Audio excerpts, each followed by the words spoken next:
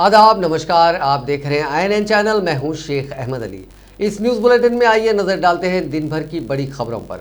दुनिया भर में कोरोना वायरस से 8,72,756 लोग मुतासिर हैं। 1,84,101 मरीज सेहतयाब भी हुए हैं। अब तक 43,275 लोगों की मौत हो चुकी है। इनमें 30,000 लोगों की जान सिर्फ यूरोप में गई है। स्पेन में मुतासरीन की तादाद 1 लाख से ज़्यादा हो गई है। 9,000 लोग मारे जा चुके हैं। अमेरिका में मंगल के रोज़ 811 लोगों की जान गई। जॉन हॉपकिंस यूनिवर्सिटी के मुताबिक यहाँ अब तक 4,076 लोगों की मौत हो चुकी है, जबकि 1,59,000 से ज़्यादा लोग मुतासिर हैं। अमेरिकी सदर डोनाल्ड ट्रंप ने कहा है कि अमेरिकियों के लिए अगले 2 हफ्ते बेहद दर्द भरे रहने वाले हैं। इसके बाद यहाँ हालात बेहतर होंगे। हर अमेरिकी आने वाले मुश्किल दिनों के लिए तैयार रहे। ये मुल्क के लिए इम्तिहान की घड़ी है।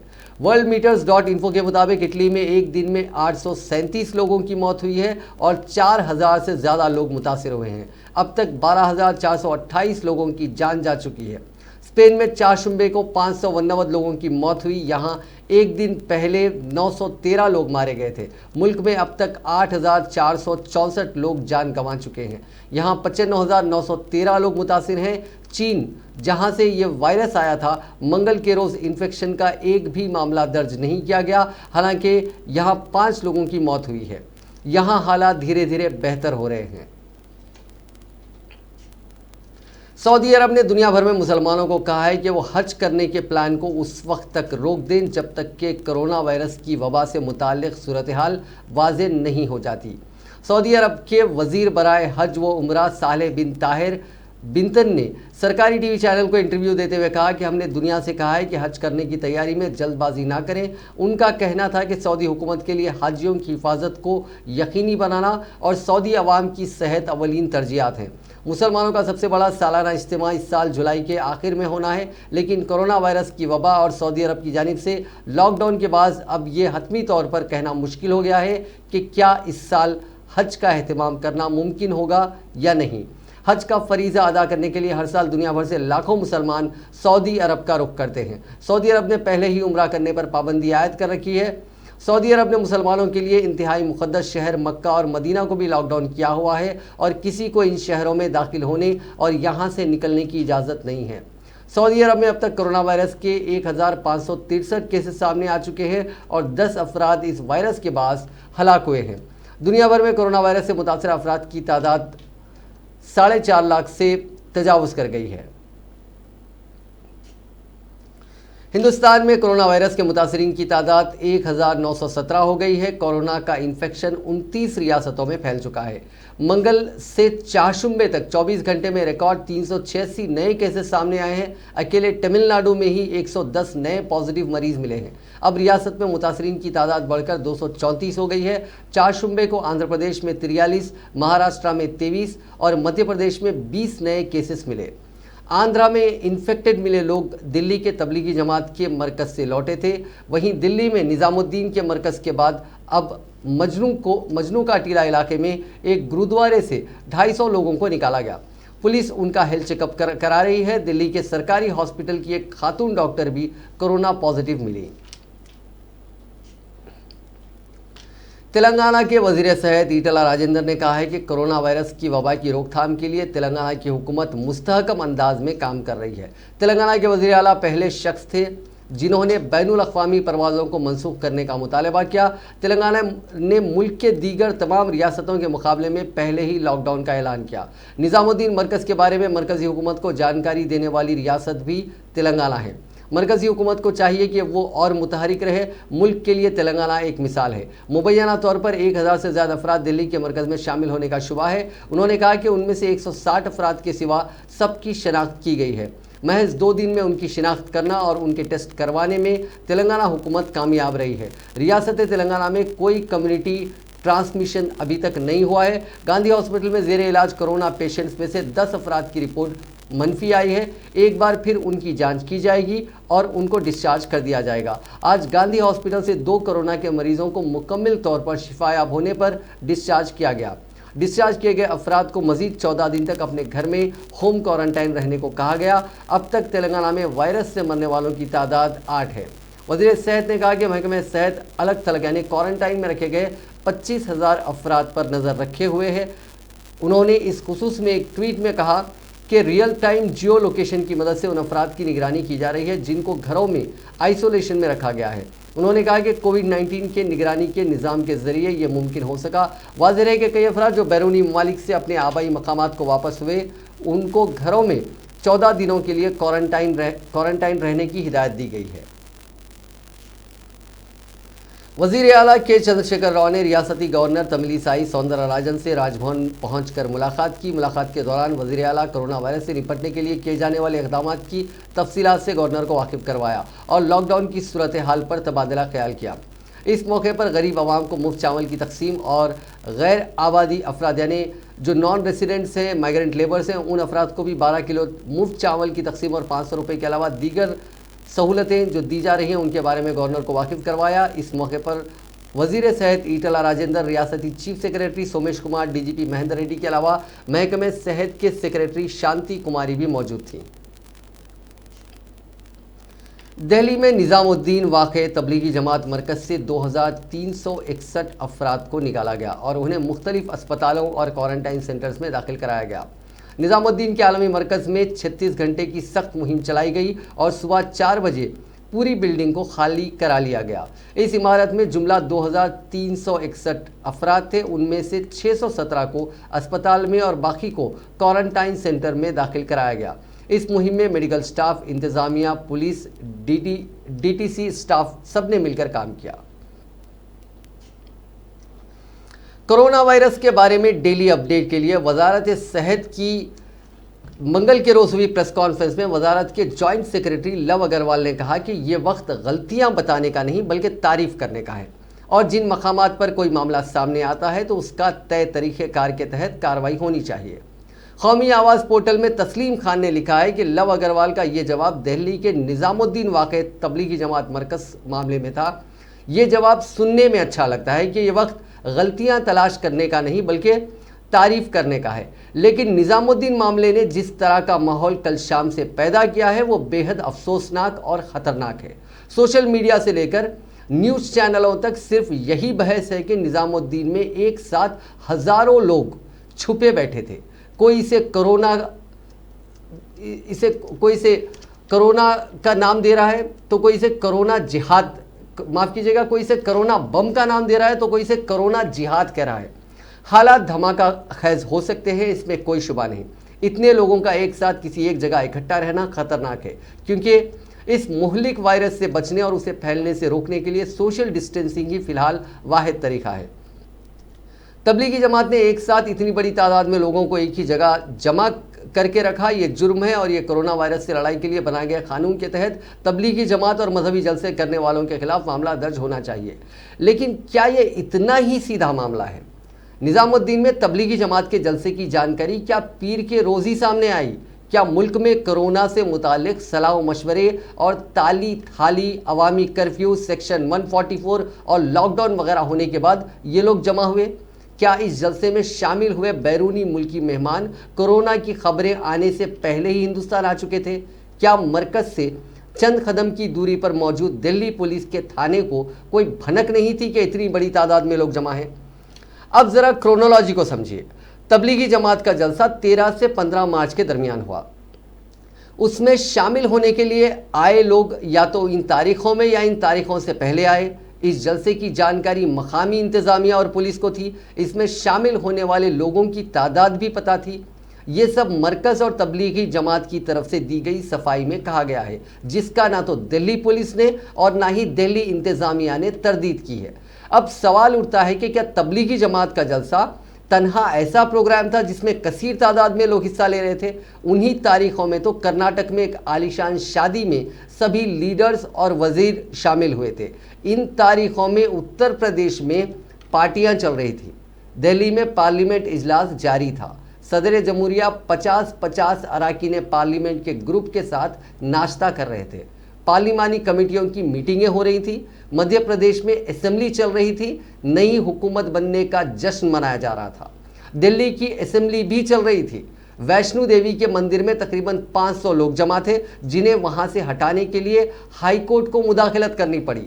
और ध्यान रखिए, इन तारीखों तक मोदी जी ने रात 8 बजे टीवी पर जलवा अफरोज होकर भाइयों और बहनों नहीं कहा था।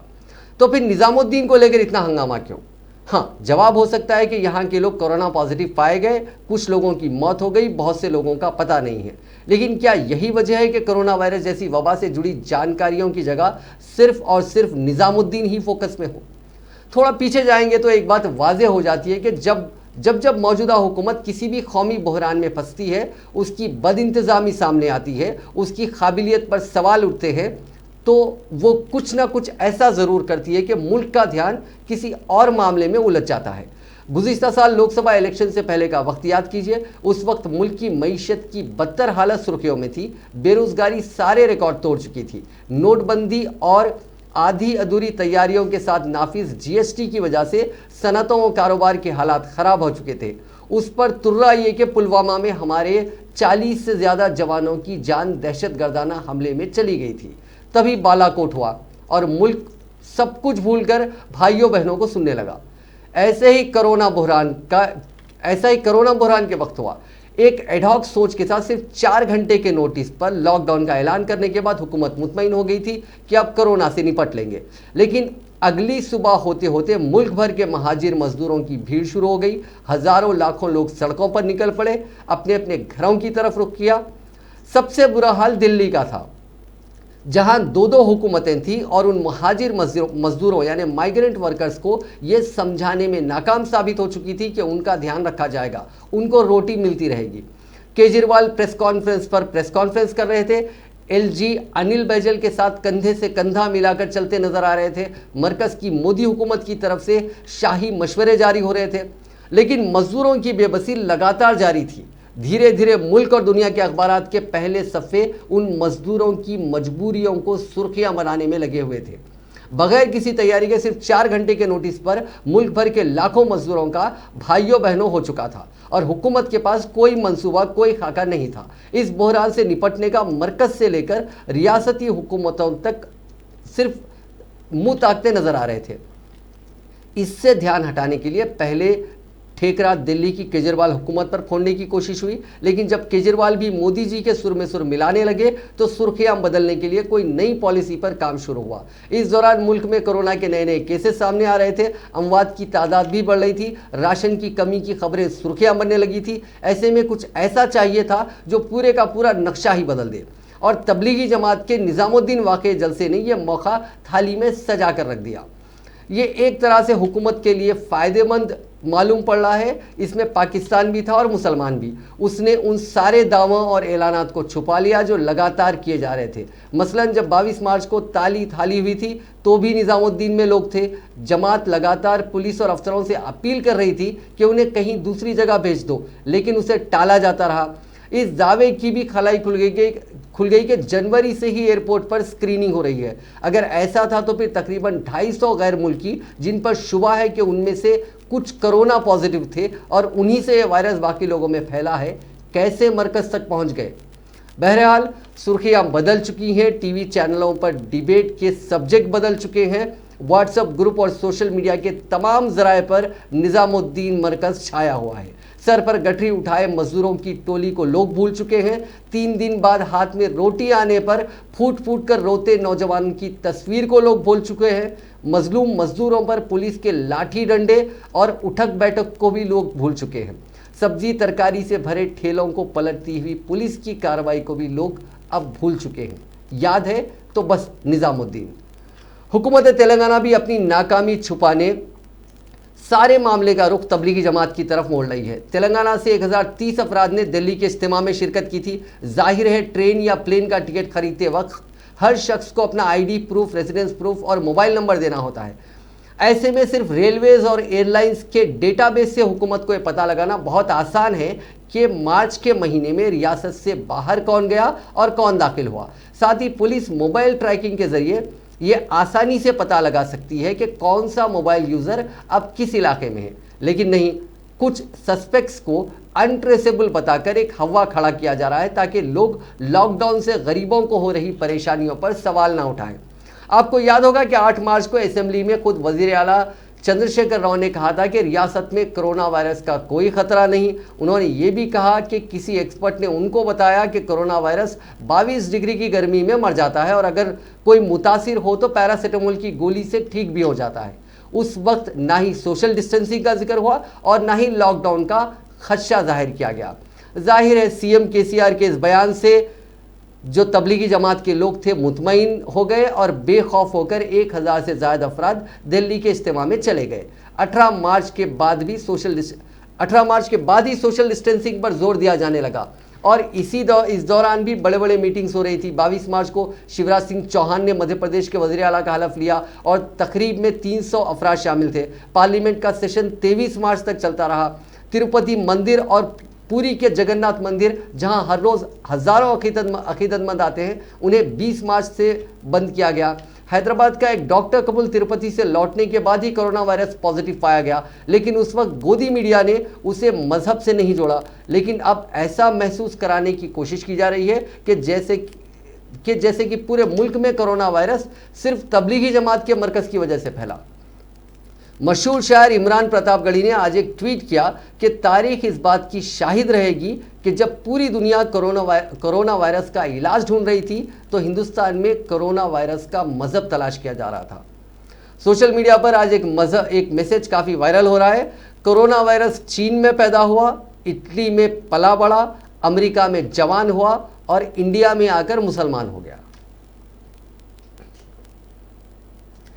तेलंगाना में लॉकडाउन पर सख्ती से अमल किया जा रहा है। लॉकडाउन के दौरान शाम 6 बजे तक सुबह 6 बजे तक मुकम्मल कर्फ्यू नाफिज कर दिया गया और किसी भी शख्स को घर से बाहर निकलने की इजाज़त नहीं दी जा रही है। कई मसरूफ़ तरीन इलाके सुनसान हो गए हैं। तमाम दुकानों को 6 बजे शाम ही बंद कर देने के अहकाम जारी कर दिए गए हैं। सुबह 6 बजे से शाम 7 बजे तक सिर्फ ज़रूरी अशिया की दुकानात को ही खुला रखने के अहकाम जारी किए गए हैं। दुकानात में ज़रूरी अशिया की खरीदारी के लिए लोगों का हुजूम देखा जा रहा है। इस लॉकडाउन के नतीजे में गरीब और रोज़ाना कमा कर खाने वाले अफराद मुतासिर हो रहे हैं। खास तौर पर auto drivers, cab drivers, daily veg workers और फेरी वाले भी इस लॉकडाउन से शदीद मुतासिर हुए हैं। उनका मानना है कि हुकूमत के लॉकडाउन के नतीजे में उनकी रोटी रोज़ी मुतासिर हुई। दूसरी तरफ बाज़ तंजीमों और नौजवानों की जानिब से परेशान हाल अफराद, गरीबों और बेसहारा लोगों के साथ साथ सड़कों पर अपनी ज़िंदगी गुजारने वालों के लिए खाने का अपने तौर पर इंतज़ाम किया जा रहा है। लॉकडाउन के नतीजे में ज़रूरी अशिया भी काफ़ी महंगी हो गई हैं। सब्जियां और दीगर घरेलू सामान की कीमतें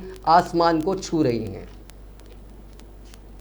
महकमे सिविल सप्लाईज के चेयरमैन एम श्रीनिवास रेड्डी ने कहा है कि रियासत भर में आज से 87.54 लाख यानी 87 लाख राशन कार्ड होल्डर्स में 2 करोड़ 80 लाख अफराद के लिए मुफ्त चावल की तकसीम के प्रोग्राम का आगाज़ हुआ। उन्होंने आज खैरताबाद की एक राशन शॉप में मुफ्त चावल की तकसीम के प्रोग्राम में हिस्सा लेते हुए कहा कि मुल्क भर में कोरोना वायरस को फैलने से रोकने के लिए लॉकडाउन का ऐलान किया गया, जिसके बाद गरीबों को काफ़ी परेशानियों का सामना करना पड़ रहा है। गरीब खानदान रोजगार से महरूम है। ऐसे खानदानों के लिए चीफ मिनिस्टर केसीआर ने मुफ्त चावल की तकसीम के साथ साथ 1500 रुपये नकद रकम भी देने का फैसला किया। आज इस प्रोग्राम का आगाज़ हुआ। फी कस 12 किलो चावल दिए जा रहे हैं। उन्होंने कहा कि हर राशन कार्ड होल्डर को मुफ्त चावल तकसीम किया जाएगा। रियासत भर में 17,000 राशन शॉप्स के जरिए 3.34 लाख मेट्रिक टन चावल सरबराह किए जाएंगे। गरीबों को इस सिलसिले में तशवीश में मुब्तला होने की ज़रूरत नहीं है। उन्होंने कहा कि वाइट राशन कार्ड रखने वालों को राशन शॉप्स के पास चावल के लिए इंतज़ार करने या बैठने की ज़रूरत नहीं है। उन्हें पहले ही कूपन तकसीम किए जा रहे हैं। टोकन की बुनियाद पर राशन कार्ड होल्डर्स मुकर्ररा वक्त पर अपने चावल ले सकते हैं। सुबह और शाम के औकात में राशन शॉप्स खुले रहेंगे। उन्होंने कहा कि राशन शॉप के पास आवाम को जमा नहीं होने दिया जाएगा। समाजी फासला यानी सोशल डिस्टेंसिंग का ख्याल रखने की हिदायत दी गई है। और कहे कि 500 रुपये दिया जा रहा है। यहाँ के मुलाजिम से पूछते हैं कि अभी तक कितने को दिए। आपका नाम से? मेरा नाम विजय कुमार है। मैं विलेज रेवेन्यू ऑफिसर हूँ। आसिफ नगर मंडल ऑफिस है मेरा।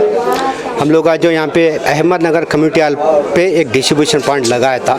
आज सुबह से अब तक 250 जनों को दिए थे। 12 किलो चावल दे रहे, 500 रुपये दे रहे।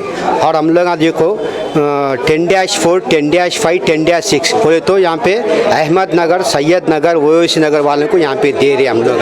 वो भी क्या है, वो तो आउट ऑफ स्टेट, वो तो उत्तर प्रदेश, बंगाल, दिल्ली वगैरह वगैरह उन लोगों को यहाँ पे हम लोग दे रहे। अभी तक फ़िलहाल 250 50 मेंबर्स को मैं अभी दिया था। तो सर ये वाइट राशन कार्ड पे मिलेगा या तो क्या कि अदर? नहीं, अदर स्टेट वालों को यहाँ पे दे रहे। वाइट रेशन कार्ड ऐसे वालों को रेशन शॉप में देता बोल के वो हमारे को मालूम है।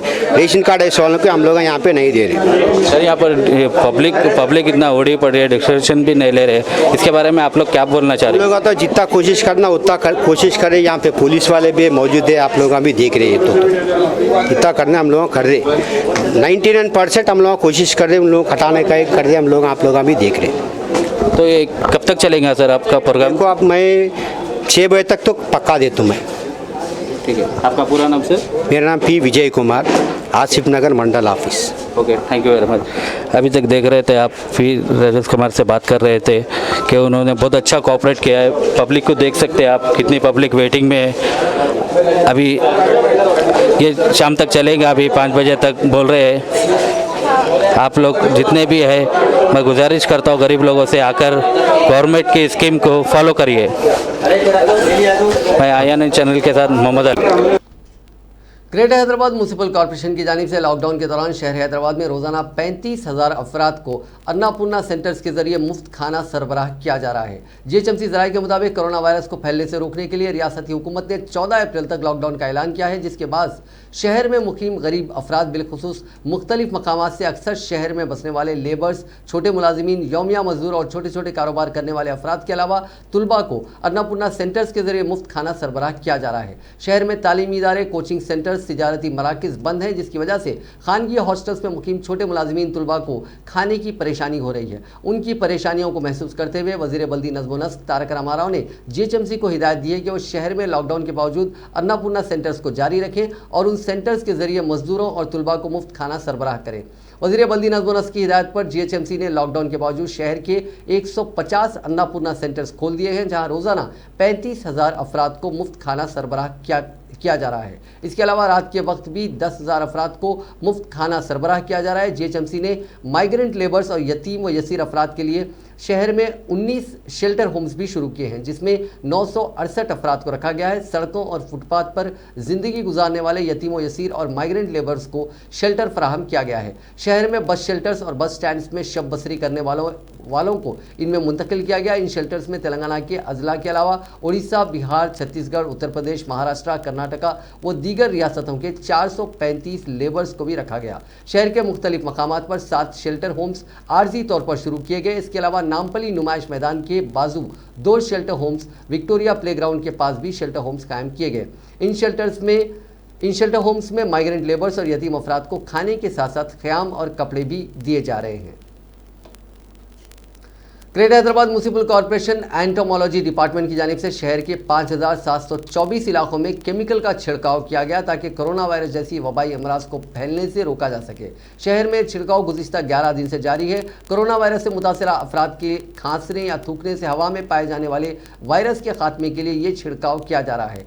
सोडियम हाइपोक्लोराइड नामी केमिकल का इस्तेमाल करते हुए छिड़काव किया जा रहा है। शहर की सड़कों, फुटपाथ और हॉस्पिटल्स के अतराफ ये छिड़काव किया जा रहा है। छिड़काव के कामों के लिए एंटोमोलॉजी डिपार्टमेंट में 125 यूनिट्स काम कर रहे हैं। ये यूनिट्स 2,375 वर्कर्स पर मुश्तमिल है। शहर के तमाम quarantine centres, community health centres, urban prime health centres के पास छिड़काव किया जा रहा है। खास तौर पर जिस इलाके में कोरोना के मुस्बित केसेस दर्ज हुए हैं, उस इलाके में 2 या 3 मरतबा छिड़काव किया जा रहा है। छिड़काव के लिए 1000 पावर स्प्रेयर का इस्तेमाल किया जा रहा है।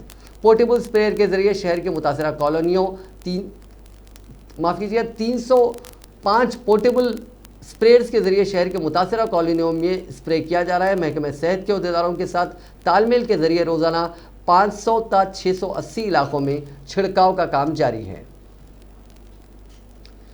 तेलंगाना पीसीसी के सदर व रुकन पार्लियामेंट उत्तम कुमार रेड्डी ने सरकारी मुलाजिमीन की तनख्वाहों में कटौती के फैसले की शदीद मजम्मत करते हुए हुकूमत से मुतालबा किया कि वो महाराष्ट्र व दीगर रियासतों की तर्ज पर 2 इक़सात में मुलाजिमीन और वजीफ़ा याबों की रकूमात जारी करें। गांधी भवन में प्रेस कॉन्फ्रेंस से खिताब करते हुए उत्तम कुमार रेड्डी ने कहा कि सिर्फ 1 हफ्ते के लॉकडाउन में ही चीफ मिनिस्टर चंद्रशेखर राव ने सरकारी मुलाजिमीन की तनख्वाहों और वजीफ़ा याबों की निस्फ रकम की कटौती करने का ऐलान किया, जिसकी कांग्रेस पार्टी शदीद मजम्मत करती है। उन्होंने कहा कि सरकारी मुलाजिमीन की तनख्वाहों में कटौती चीफ मिनिस्टर केसीआर के फाइनेंशियल मिसमैनेजमेंट का नतीजा है। दौलतमंद रियासत करार देने वाले चीफ मिनिस्टर को सरकारी मुलाजिमीन की तनख्वाहों में कमी करने की क्यों ज़रूरत पड़ी। उन्होंने कहा कि मुल्क के किसी भी रियासत में सरकारी मुलाजिमीन की तनख्वाहों में कमी का ऐलान नहीं किया गया। उन्होंने चीफ मिनिस्टर की जानिब से रियासत की आमदनी ना होने के ऐलान पर ताज्जुब का इजहार किया और कहा कि सिर्फ एक हफ्ते की आमदनी ना होने पर किस तरह मुलाजिमीन की तनख्वाहों में कटौती की जा सकती है। बजट के जो फिगर्स है, अगर वो फिगर्स करेक्ट है, फिर एक हफ्ता 10 दिन के लॉकडाउन के लिए गवर्नमेंट को ये सिचुएशन में नहीं आना चाहिए कि सैलरीज नहीं दे सकते। मैं आपको फिगर्स बताया, मैं तेलंगाना में सैलरीज और पेंशन्स का 3,400 करोड़।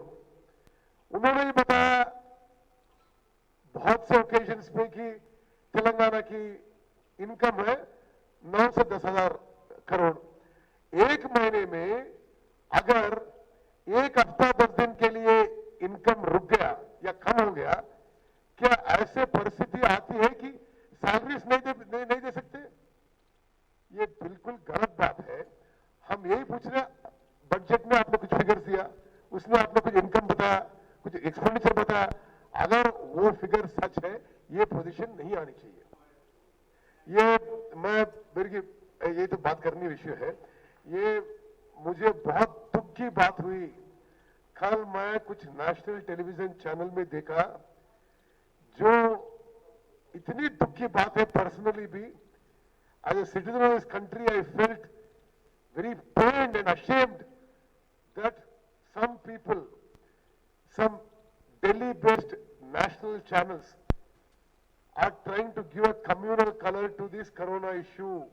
ये बहुत दुख की बात है। हम सीरियसली कंडेम करते हैं। ये बिल्कुल गलत बात है ऐसे करना। Okay, thank you. Corona virus के पेश नज़र ज़िले कड़पा की जेल से कैदियों की रिहाई अमल में आई। ओहदेदारों ने 30 कैदियों को जमानत पर रिहा किया। उनमें 16 सज़ा पाने वाले कैदी और 14 रिमांड में दिए गए कैदी शामिल हैं। कोरोना वायरस के पेश नज़र जेल में कैदियों की तादाद को कम करने के लिए ही ये कदम उठाया गया। जेल के ओहदेदारों ने हिदायत दी है कि इस माह की 27 तारीख को ये कैदी दोबारा जेल में आ जाएं। ये रिहाई एक ऐसे वक्त में हुई है जब तमाम गोशों से हुजूम को कम करने के मशवरे दिए जा रहे हैं, क्योंकि हुजूम के नतीजे में कोरोना वायरस के एक दूसरे से फैलने का खदशा है। तेलंगाना में लॉकडाउन के नतीजे में ताड़ी यानी नशे और शय ना मिलने पर एक शख्स ने खुदकशी कर ली। ये वाक़या ज़िले रंगारेड्डी के कुत्तूर मंडल में रोनुमा हुआ। कोड़ीचर्ला गांव के रहने वाले लक्ष्मैया नामी शख्स ने खुद को बर्फ़ी का झटका लगाकर खुदकशी कर ली। वो ताड़ी का आदी था। चूंकि लॉकडाउन के नतीजे में ताड़ी नहीं मिल रही थी तो इसने दीवानी हरकतें शुरू कर दी थी। पुलिस के मुताबिक वो ताड़ी ना मिलने के नतीजे में काफ़ी मायूस था, जिसके बाद उसने ये हरकतें शुरू की। इसके अरकान ख़ानदान ने कहा कि लक्ष्मैया ने करीबी बर्फ़ी के ट्रांसफार्मर को हाथ लगाते हुए खुदकशी कर ली। पुलिस ने मुश्तबा मौत का मामला दर्ज किया।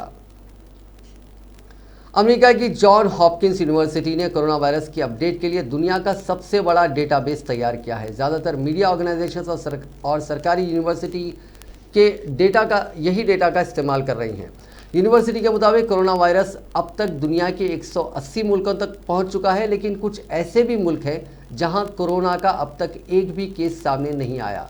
इनमें नॉर्थ कोरिया भी शामिल है। किम जोंग उन सरकार का कहना है कि उनके यहाँ कोरोना वायरस का कोई ख़तरा नहीं है, ना ही कोई केस आया है, जबकि नॉर्थ कोरिया की बॉर्डर चीन और साउथ कोरिया जैसे मुल्कों से लगी हुई है। इन दोनों मुल्कों से ही सबसे पहले बाकी दुनिया में कोरोना वायरस फैलने की शुरुआत हुई। जॉन हॉपकिंस यूनिवर्सिटी के 31 मार्च तक के डेटा के मुताबिक अफ्रीकन कॉन्टिनेंट में कई ऐसे मुल्क हैं जहाँ अब तक कोरोना वायरस का एक भी केस सामने नहीं आया। ये मुल्क हैं Botswana, Turkmenistan, Tajikistan, Yemen, Comoros, Malawi, Sao Tome and Principe, South Sudan. इसके अलावा कुछ छोटे आइलैंड भी हैं जहां कोरोना वायरस अभी तक नहीं पहुंचा। इनमें सोलोमन आइलैंड, वानुआतू हैं। हर किसी की ये ख्वाहिश है कि कोरोना और लॉकडाउन दुनिया से चले जाएं और कभी वापसी ना करें। ताहम कुछ लोग ऐसे भी हैं जो उन्हें हमेशा के लिए अपने घरों में रखने जा रहे हैं। पीर के रोज़ देवरिया ज़िले के एक गांव में पैदा होने वाले एक बच्चे को इसके वालिदैन ने लॉकडाउन का नाम दिया। बच्चे के वालिद पवन कुमार ने कहा कि लॉकडाउन के दौरान पैदा हुआ। हम वज़ीर आज़म नरेंद्र मोदी के जरिए कोरोना वबा से निजात के लिए लॉकडाउन पर अमल दरामद करने की कोशिशों की तारीफ करते हैं। चूँकि लॉकडाउन कौमी मफाद में है, लिहाजा हमने इस बच्चे का नाम लॉकडाउन रखा। उनका मजीद कहना है कि उस लड़के का नाम हमेशा लोगों को खुद से क़ब्ल कौमी मफाद की याद दिलाएगा। पवन ने कहा कि वो और उसके अहल खाना लॉकडाउन की देखभाल कर रहे हैं और यहाँ तक कि अपने रिश्तेदारों से भी कह रहे हैं कि जब तक मुल्क में लॉकडाउन नाफिज है वो बच्चे से मिलने के लिए ना आए। पवन ने कहा कि हमने लॉकडाउन हटाने तक नौज़ायदा की खुशी में होने वाली तकरीबात और रसूमात को मुलतवी कर दिया। लॉकडाउन हटाए जाने के बाद हम तकरीब का अहतमाम करेंगे। इससे कबल गुज़िश्ता हफ्ते गोरखपुर में जनता कर्फ्यू के दिन पैदा होने वाली बच्ची का नाम उसके चचा ने कोरोना रख दिया था।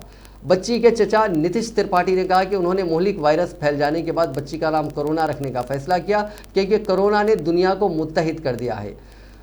सोहगर गांव में पैदा होने वाली ये बच्ची इलाके में मौजूद बहस बनी हुई है। नीतीश त्रिपाठी ने बताया कि उन्होंने नौमौलूद का इनाम रखने से पहले उसकी मां रागिनी त्रिपाठी से इजाज़त ली थी। उन्होंने कहा कि यह वायरस बहुत ख़तरनाक है और उसने दुनिया में बहुत सारे लोगों को हलाक कर दिया है, लेकिन उसने हम में से बहुत से लोगों को अच्छी आदत को अपनाने और पूरी दुनिया को करीब आने पर भी मजबूर किया। ये बच्ची बदी के खिलाफ जंग के लिए लोगों के इत्तेहाद की अलामत होगी। इत्तेफाक से इन दोनों बच्चों के वालिदैन अल्फाज लॉकडाउन और कोरोना के मानों से लाइल्म है।